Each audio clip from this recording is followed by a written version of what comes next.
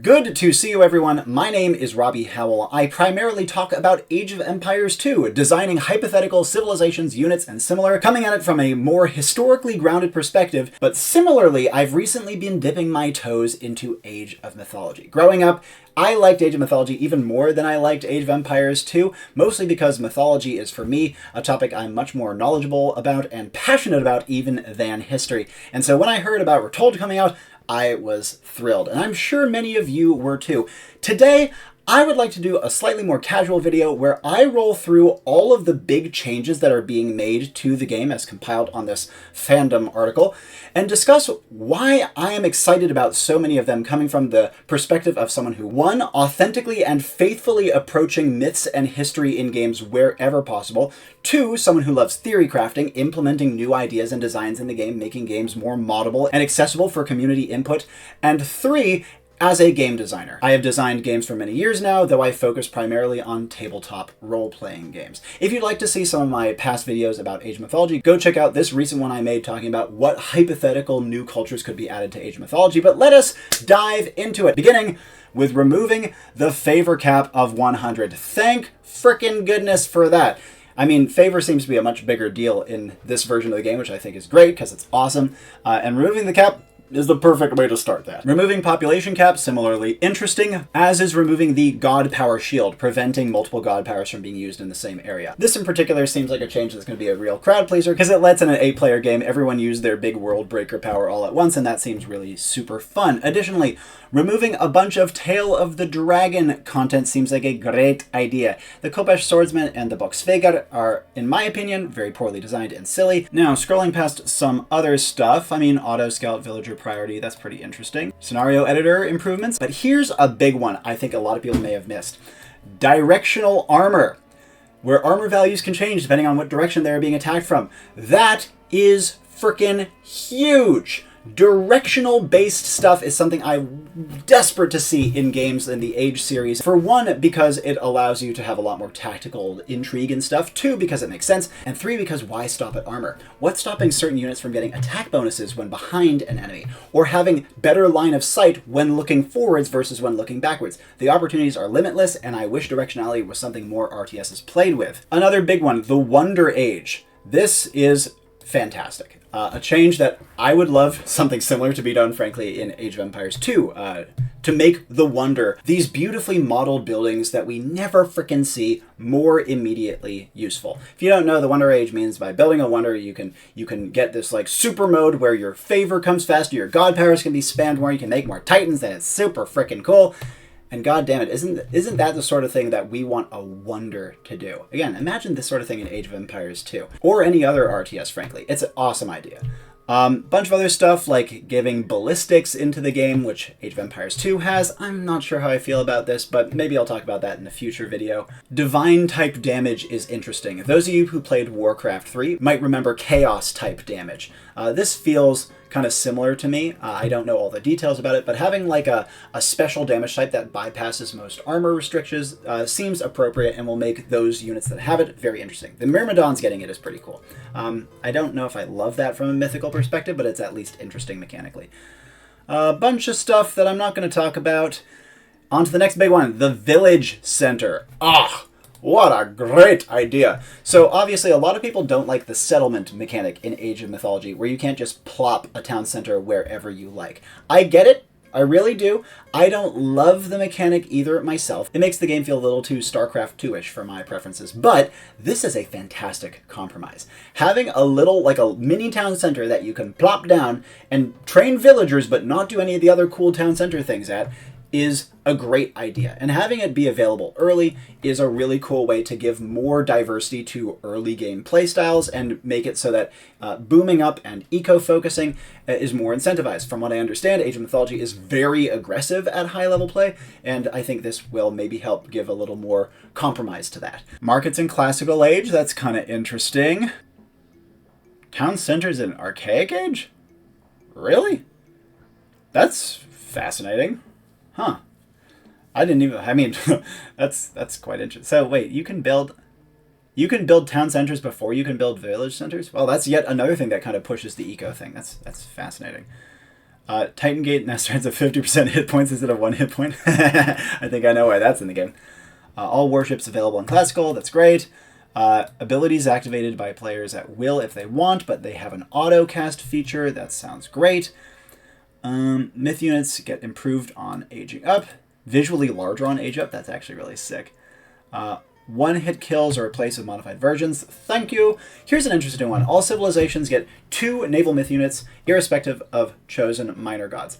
I'm not sure I love this. I think it's potentially cool, as long as there are some gods that give additional oceanic myth units. I think I like this change. And again, the myth units that we have in the game as of now that are naval are, I mean, from a mythical perspective, from my eyes at least, kind of dumb.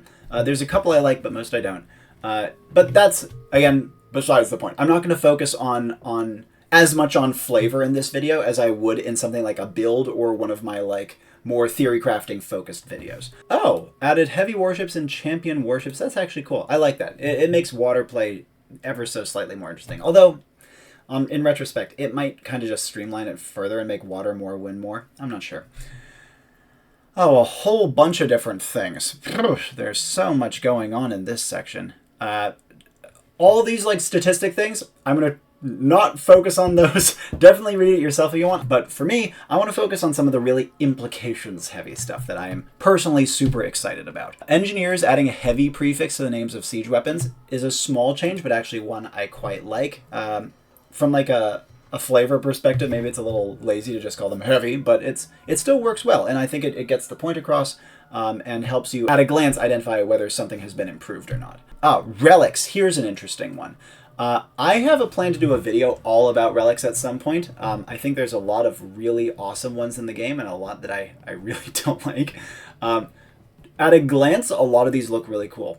I think that the ones that jump to my mind as being the coolest are Charon's Obol. That's great. I think that the mechanic is fantastic. I think that it actually being a relevant relic that covers ground the game does not yet cover is fantastic as well. Besides that, I think Tearfing is pretty cool as well. Heroes regenerating HP while fighting enemy units is an awesome mechanic, and I love that sort of design. And also I think that the grounding of it is pretty cool as well. Let me see, any other really cool mechanics here? God powers recharging faster is pretty sweet. I like that idea. Oh, that's so interesting. Switching the Atlantean favor mechanic over to a relic is an interesting idea, because I understand the Atlantean favor mechanic was changed. Oh, that's brilliant. Several more relics, for campaign use. Well, the idea of giving you like one-time god powers on a relic is sick. I can see how it'd be like logistically complicated, but still sick. Okay, then a whole bunch of changes to other relics. Shen of Nekhbet, good. I like these like little flavor changes. These are very, very good. As someone who wants to put myth first, these are the sort of changes that don't hurt anyone and make me very happy. Nice. All right, let's move on to Greek-specific stuff. Oh, okay, Lightning Storm, power increase over time. That's interesting. Sentinel was always garbage, so having it have a nice buff is a great thing to see. Oh, swapping Classical and Heroic Age heroes. I'm not sure I love that, but heroes regenerating makes a good amount of sense. Can be... Ooh, now here's an implications-y thing. Heroes can be trained, Greek heroes can be trained at the town center and fortress even while training other units or researching technologies including age-ups. Each hero is trained independently. This does not apply to the Argo. And without waiting in any build queue. Yes! Parallel queues! I've been talking about this mechanic forever. I tried to do it on some of my like older boundary-pushing Age of Empires 2 designs, most notably my Danes build. Go take a look at that up here if you'd like to see. I love the idea of parallel production queues, especially for things like letting you like age up and do something else at the same time. And for something like the Greek heroes, which were, from what I understand, really heavily stonewalled by taking up valuable town center time, this is a brilliant change. Love it! I love the implications it has for future design, and I love the actual mechanical implications it has here. Awesome. Whole bunch of specifics on the heroes themselves. Yay, yay. It mostly seems to be balanced stuff. I guess Argonauts by Aphrodite? Well, no. I can kind of see that. Sure. I'll give you that one. Let's see, what else we got? Names like Gastropheteros, that's appropriate, very nice. Hetairos instead of Hetairoi. Yeah, that's correct, but I mean, we shouldn't. In my opinion, we shouldn't have Macedonian units in the faction. But whatever.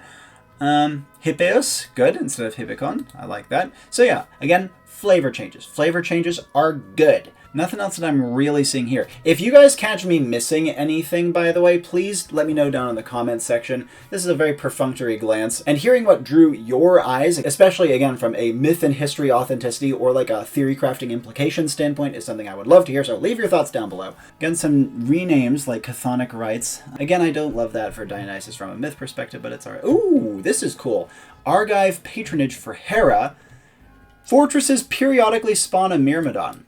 Now that's what I call a cool mechanic. I love that sort of thing. Again, pushing the boundaries for what sorts of effects are acceptable in-game. I wonder if these Myrmidons take population space. They mustn't they? It would be cool to see how they handle that. Oh, here's a good one. Oracle. The Oracle technology now enables the player to see the build queue of any other player's buildings. Mwah! Awesome effect. Super boundary pushing, incredibly thematic. Very, very cool. I love it. I love these sort of designs. When I see this stuff happening in Age of Mythology, not only does it tell me, ooh, we could maybe see something like that in Age of Empires 2. Maybe I can push my own boundaries a little further, but also just think about how cool that would be to actually use in practice. Even if this particular effect isn't great and competitive, think about how much fun it will be for casuals without hampering competitive play. Beautiful change. Love it. Oh, I see. They're using the divine thing to make certain things like Phobos' Spirit Panic a little more interesting. Cool. Nice. Ooh, there we go. Here's another one. Shafts of Plague now causes archer units to inflict poison, causing divine damage per second. Great. Poison mechanics. Another thing that in Age of Empires people have been asking to see for a while, at least in my comment sections. And something that doesn't look hard to implement, feels very thematically appropriate, and I think will be really, really sick and add an awesome new dimensional element to the game.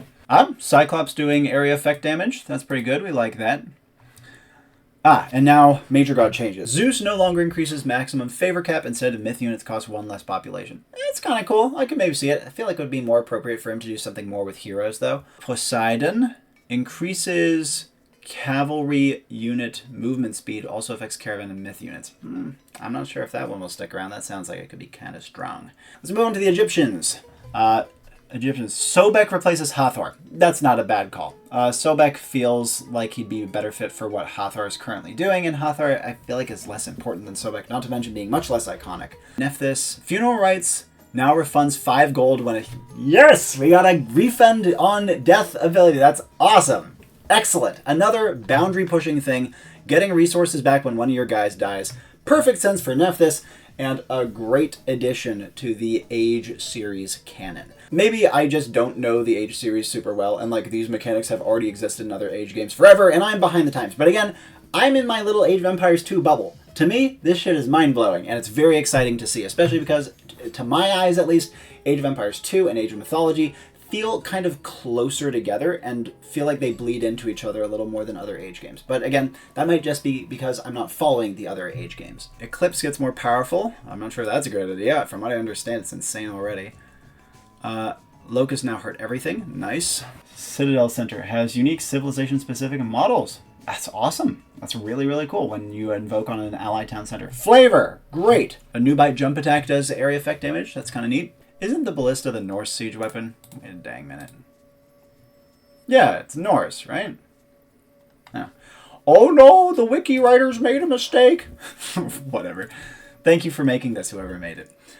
Renamed to Camel Rider. Why? Camelry is a great name. Yes, it's plural, but who cares? It's sick. Okay, here's a cool one. For the Mummy, active ability no longer instantly kills enemies. Instead, a minion will spawn later when they die. And I'm guessing that the power is, like, easier to spam. That's cool. That makes a lot of sense. Again, reminds me of Warcraft 3 with the Dark Ranger's Black Arrow ability. Oh, Pharaoh attacks do divine damage against myth units. That's kind of cool. Now, this is a great mechanic. The Rock now needs to land to load or unload units. Can be attacked by melee units while landed.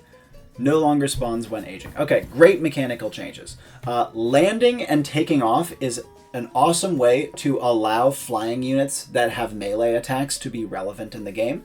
It's thematically appropriate. I think it'll look badass as hell. If you hadn't guessed, I'm working on some Age of Mythology builds myself, and seeing these changes is really helpful for me to contextualize what sort of stuff I might be able to get away with in my own designs without pushing the boundaries of what the game is actually capable of. Not that I'm able to implement it at this time, but still, we try to be faithful on this channel. Scorpion Man. Oh, I see you're still here. It's a shame they didn't remove it. Here's a cool mechanic. Makes sea snakes occasionally spawn near targets of Kebinets, the Egyptian arrow ship. That's a really interesting idea. So they like occasionally summon sea snakes as they attack, and sea snakes are super weak. I think that's a great idea. I don't know how balanced it is. I don't know how mythologically appropriate it is, but just on like a core like mechanical and interest and fun factor level, love the idea, so long as it's not random. Ooh, this is great. I love this. Axe of Vengeance no longer increases axeman damage by 20%. Instead, increases their damage as they lose hit points. Yes! Awesome. They're ticking all these boxes for me. Having units get stronger as they lose hit points, or maybe even vice versa, or something like that, is a great mechanic. And the fact that we're seeing so many of these like boring number go up technologies replaced with actually cool effects like this, mwah! I'm so pleased. This is awesome. That's pretty cool. So Feral replaced with Clairvoyance, that reduces the cooldown of Vision and removes the favor cost of invoking it after the first time. That's awesome. Vision is a cool power, and I don't really feel like it is appropriate for set, but whatever.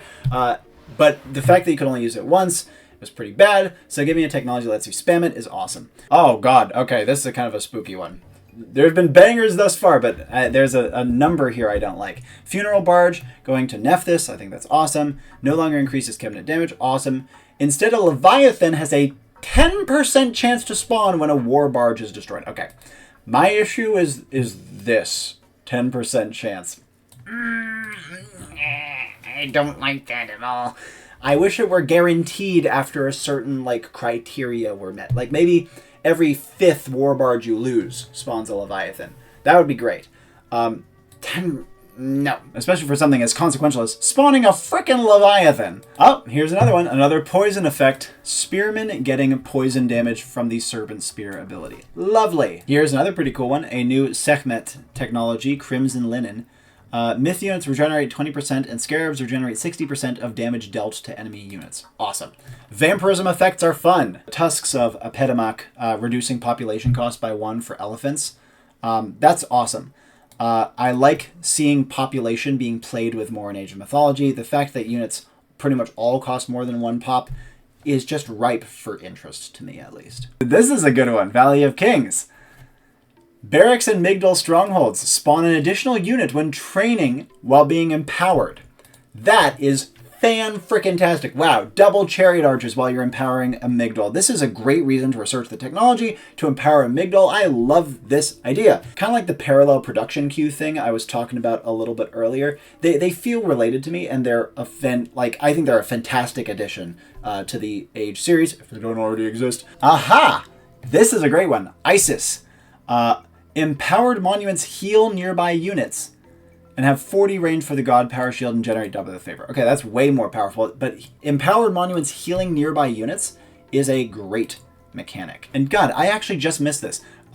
For Ra, pharaohs now have empowering a monument empowers nearby buildings. That's awesome. So both of these major gods now have really interesting things to do with empowering monuments, which is sick. It has like the two of the core overarching mechanics of the Egyptians, pharaoh empowering and monuments, and blends them together in fun ways. Great job, guys. That's sick. Here's another one.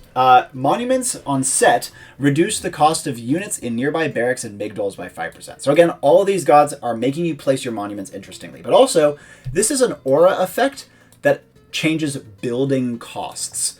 That is great and has awesome implications. I've proposed shit like this in some of my weird Age of Empires builds. I think it's a really cool mechanic that absolutely can fit. So I'm remembering this one. Okay, now Norse. Let's see. Now Norse workers can build houses and ox carts. Cool. Oh, 2 berserks? I'm guessing they renamed the Ulfsark in that case. I'll have to check that later, but assuming that's the case, Good. Ulfsark is just wolfskin, whereas Berserk is bearskin. They weren't like identical, but they had very, very similar roles. And the Ulfsark we don't have like nearly as much context for in the historical and mythological record. But still, having the Berserk or Ulfsark be like the core infantry unit to me is freaking stupid. I don't like that. But still, and again, small flavor improvements. We dig. Added the Great Hall, can train cavalry and hero units. Very cool. Another Norse building, presumably getting the raiding cavalry out of the Longhouse, which feels like it makes sense to me. And now here's some of the interesting stuff. The Goldi, which is like a javelin herser, seems pretty cool and is a Great Hall thing. I dig the idea, and it makes sense for the Norse to have another kind of hero. I like the idea, because hersers, in my opinion, are super boring. And the Hirdmen, trained at the Longhouse, is a spear counter-cavalry unit. That's awesome. Hirdmen were one of the major proposals I would have had to the Norse roster. Makes way more sense to be their like core infantry unit. And who knows? Maybe I haven't gotten all the way to the Ulfsark and now Berserk yet. Maybe they have made that change. Oh, that's fun. The Mountain Giant can now kick away units with its punt ability. That's kind of fun. Nidhogg has a Blazing Strafe ability. That's interesting. I'm guessing it's like a dash attack, torch the ground sort of thing. If so, that's sick because it adds like a mobility ability sort of thing. I like that. Ox carts now are built and don't take population space. Makes some sense. I think there may have been a better way to do it, but who cares? It's an improvement. Okay, Troll. No longer regenerate HP by amount of damage dealt. Was that how it worked? I always forgot. I always thought they just regenerated passively, but it shows what I know. So I guess vampirism's always been in the game to some degree. But now they get a new ability where it can throw large boulders that effectively against cavalry. I guess maybe it does bonus damage. Cool. Okay. Yeah, Troll has always been kind of a weird unit to me, so whatever. Ulfsark renamed to Berserk. Berserks can also be female. Cool. And otherwise, it's pretty much identical. Okay. Like I said, I don't think the Berserk should be the core unit by any means, but you know, I think it's an incremental improvement. Raiding cavalry generate gold while fighting. Oh, the technology is Vikings. Must have taken you all day to come up with that one. I kid. It's fine. It's a good change. Raiding cavalry generating gold while fighting makes sense for something that should be raiding. Nice. All right, improvement. And then a whole bunch of flavor changes, like Aurora Borealis being renamed to a Disablot. Very cool. Bravery is such a dumb name. You can do better than that. Here's another cool flavor change. Elhrimnir Kettle renamed to Gjallarhorn. Awesome. Okay, Lone Wanderer replaced by Hamask. Hamask is a very cool name. It's mythologically relevant. Aha! Here we go. Stat buffs based on missing HP. Woo! That's awesome. I love that mechanic, and it feels so much more thematically appropriate. Fits Berserks. Yay. We love it. And it fits perfectly on Odin. Odin was very deeply associated with Berserkergang. Pig Sticker replaced by Hammer of Thunder. I mean, yeah, it makes more sense. I feel like it would have been so easy to just call it Mjolnir, and maybe instead of having it be the literal Mjolnir, maybe it could be one of those cool Mjolnir hammer like necklace things. I feel like that would have been more thematically appropriate. Just like, oh, the technology is my big-ass hammer. Go get them, guys. No, that's less of a technology, but whatever. We're splitting hairs. I'm trying not to get pedantic, guys. Focusing on the positive. Ooh, this is great. A dwarf is spawned for each armory upgrade researched. Great mechanic, super cool. I still don't know if I agree with Thor being like the dwarf guy, but I feel like more mechanically speaking, it's a really cool idea. I actually forgot that Odin only gave HP regen when units are idle. That's a great idea. I love the idea of certain buffs being contingent on a unit being idle or not idle or whatever else. Great. Okay, so this myth unit spawn counter. Besides the fact that it summons a random myth unit, which I don't love, this feels like a much better way to do something like that Leviathan thing I mentioned earlier. Okay, Atlanteans. My favorite. If you want to know my thoughts about the Atlanteans, go check out the video up there. I think they're a stupid faction that shouldn't exist. A lot of people argued otherwise in the comments. I don't agree with you still. But, mechanically speaking, they're awesome. And when I have played in the past, they've been my favorite faction overall. Okay, biggest change. Now gain favor by stationing oracles around the map. With they getting increased favor generation depending on their line of sight and proximity to other oracles. No longer gain favor from town centers. Woo! Glory, hallelujah! That's so awesome. Oracles were always so useless feeling, but thematically intriguing, and this is just beautiful. We love it. Why do the Greeks have a technology called Oracle, and the Atlanteans have Oracle? Whatever. You should rename that, guys. Of course, they don't get multiple free god powers, but their god powers tend to be cheaper. Great. Can build village centers from Archaic. Makes sense. Upgrading to hero units to heroes takes longer. Great. I think that's awesome. The instant heroes thing was definitely kind of wacky. Oh, chaos, making it so that the units inflicted with it attack each other. Really sick idea. I think that makes a lot of sense. Nice. Oh, heroes no longer have increased population space. That makes sense. Oh god, there's so much stuff. Oh, Atlanteans. I'm gonna skip almost all of this, I think. Here's a cool one. The Oracle extended line of sight does not reset when they start moving, but decreases over time. Great. I like that change. Makes sense. Fits their new mechanic, so it's less punishing if you accidentally shift. This new technology, Dactyloi. This one is kind of funky to me. So, first of all, allows docks to heal friendly naval units. Sure, good mechanic. But real quick, the Dactyloi are a mythical race of proto-men. In Greek mythology. Very similar to the Chrysaon, which I discussed in my Atlanteans Are Silly video. The fact that there's a technology referencing a race of proto-men kind of implies that the creative team understands that the Atlanteans should be kind of referencing that, and yet they don't quite fully commit. And again, at this point I understand why they've stuck with it this long, but just call the Atlanteans Chrysaon, or one of these earlier mythical groups of humans that exist in Greek mythology. There were a bunch of them besides the Chrysaongenos, and yeah, just teasing me with this technology name. It's both great and infuriating. This looks fun. Pioneer of the Skies. Again, kind of a dumb name. What do you expect? It's a completely ungrounded faction. They just make stuff up. Makes siege Biriums shoot fireballs. That is a fun mechanic. We dig the fireballs. You know what? I rag on the Atlanteans, but once again, like, mechanically speaking, fun as hell, and fireballs sound great. Oh, that's awesome. Now this is a great mechanic. Sons of the Sun. Maybe the name not so much, but still not bad.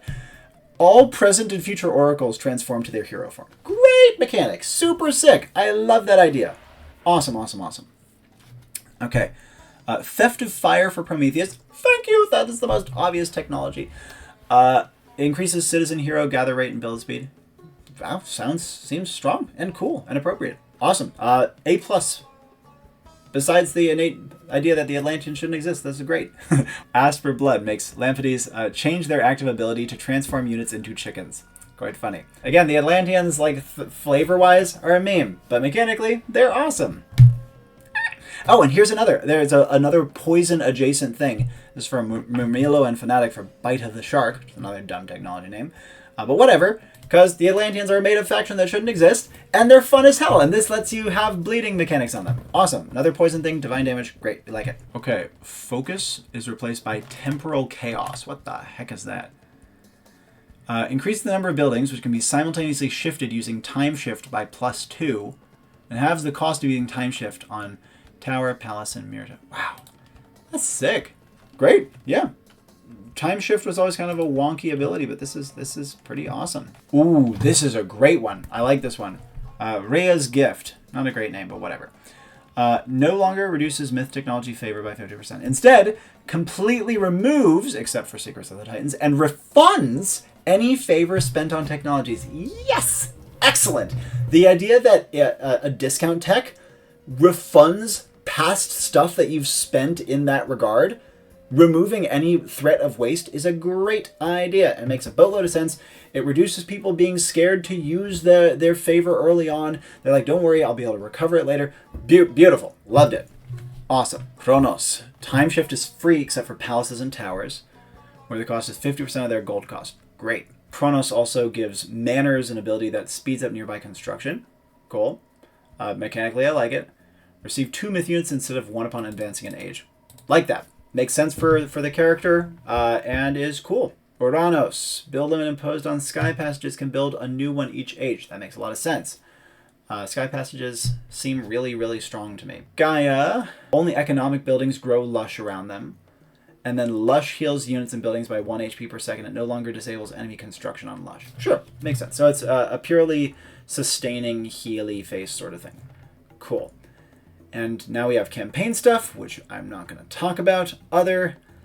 Added cheat units, football and UFO. The most important change, and the flying purple hippo has hair. It has hair, everybody. Woo!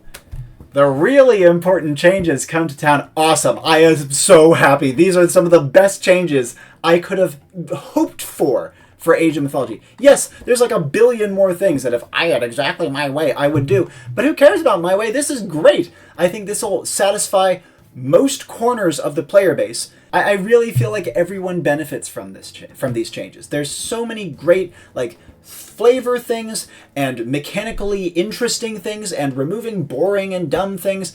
There's still plenty left, but whatever. This is a huge improvement. I'm thrilled. And I hope you guys are thrilled too. And so in summary, I feel like these Age of Mythology changes are groundbreaking in more ways than one. Not only are they cool and exciting and interesting, but much more importantly than that, they push the boundaries of what is possible and what we can ask for as players, both in Age of Mythology as well as other games of the Age franchise. If Age of Mythology can do poison damage, why can't Age of Empires 2 do poison damage? If Age of Mythology can have an aura that reduces training costs for units within nearby buildings, why can't Age of Empires 2? And I'm sure if you like other Age games, you could make similar arguments and parallels to your game as well. So in summary, I, as a theory crafter and a lover of myth and history, am thrilled. And unless there's something that makes RETOLD magically suck upon release, I think it's going to be a fantastic game and hold a candle to AoE 2 Definitive Edition as one of the best remakes of all time. But that's just what I think. Now I want to hear what you guys have to say. Do you think I missed anything in my analysis here? Were there any other awesome, flavorful, implications-y things that you think I should have touched upon or that I just like glanced over? Do you disagree with any of my takes? Are you involved in the competitive side of Age of Mythology? And if so, what kind of more in-depth changes are you most hyped for? What was broken in the old Age of Mythology that they seem to be fixing? What are you worried about now being broken? I want to hear it all. Please do share, and I hope you guys don't mind the more informal video for today. I can promise you I got big things on the horizon, both for Age of Mythology and AoE 2. But until then, my name is Robbie Howell, and ciao for now.